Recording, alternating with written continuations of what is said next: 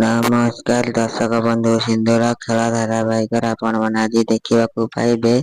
ସୌଭାଗ୍ୟ କହିବେ, ଦିବ୍ୟା ଏସବୁ ତମେ କେମିତି କଲ?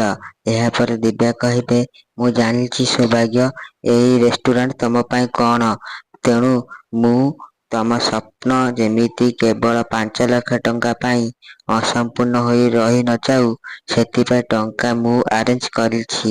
ଆଉ ସେଇ ଜାଗା ପାଇଁ ଟଙ୍କା ବି ଦେଇ ସାରିଛି। ଇଏ ସେଇ ପେପର ସୌଭାଗ୍ୟ, ତମ ସ୍ୱପ୍ନର ରେଷ୍ଟୁରାଣ୍ଟର ପେପର। ଏହାପରେ ସୌଭାଗ୍ୟ ଜଣେ ସାଙ୍ଗ କହିବେ, ସୌଭାଗ୍ୟ ସୌଭାଗ୍ୟ ସୌଭାଗ୍ୟ। ଏହାପରେ କିଛି ସାଙ୍ଗମାନେ କହିବେ, ସୌଭାଗ୍ୟ ସୌଭାଗ୍ୟ। ଏହାପରେ ସୌଭାଗ୍ୟ କହିବେ, 5 ଲକ୍ଷ ଟଙ୍କା ତମ ପାଖରେ କୋଉଠୁ ଆସିଲା ଦିବ୍ୟା? ଏହାପରେ ଦିବ୍ୟା କହିବେ, ମୁଁ ମାନେ ସୌଭାଗ୍ୟ, ଯେମିତି ବି ହଉ ମୁଁ ଆରେଞ୍ଜ କରିଦେଇଛି। ଏହାପରେ ସୌଭାଗ୍ୟର ଜଣେ ସାଙ୍ଗ କହିବେ, ସୌଭାଗ୍ୟ ଏତେ ବଡ଼ କଥା ଶୁଣି ତୁ ଖୁସି ନୁହେଁ କଣ ପାଇଁ?